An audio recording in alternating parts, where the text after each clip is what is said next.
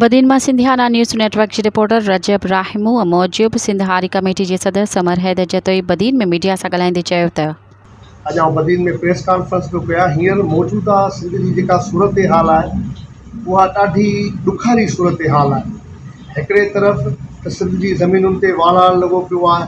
House बे जूं ज़मीनूं सिंध जे मक़ामी माण्हुनि खां पुरे ऐं कारपोरेट्स जे नाले ते मल्टीनेशनल कंपनियुनि खे ॾिनियूं पियूं वञनि।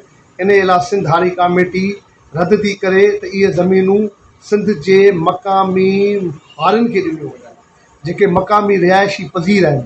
हिकिड़े तरफ़ कारूं जल जबल जी कार सार जी कटाई शुरू थी वई आहे। ॿिए तरफ़ सिंध जी पाणी जी शदीद खोट आहे। हारियुनि मिसकिननि जा ॿिज पिया सुकनि। प्रिया कुमारी अञा बाज़ियाब न आहे थी।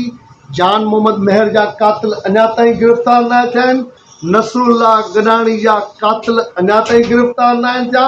हुन वधीक चयो त सिंधनि सां नाइंसाफ़ियूं थी रहियूं आहिनि। सिंध जूं ज़मीनूं धारियुनि हवाले थी रहियूं आहिनि। हॉक्स बे जी ज़मीन ते मक़ामी माण्हुनि जो हक़ आहे। DH बेरिया टाउन जे नाले ते सिंध जी ज़मीनुनि ते कब्ज़ो थी रहियो आहे।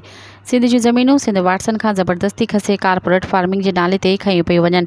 सिंध में पाणी जी खोट सबबि केतिरनि ई इलाइक़नि में अञा सारियल फसल पोखिजी न सघियो आहे। ज़रे भाण जी क़ीमतूं वधाए हारियुनि आबादगारनि सां ज़ुल्म कयो पियो वञे। सिंधारी कमेटी सिंध जे इश्यूज़ ते हमेशह वाज़े मौक़िफ़ रखियो आहे। सिंध जे माण्हुनि खे सुजाॻ थियणो पवंदो। असां भरपूर जिदोजहद जारी रखंदासीं।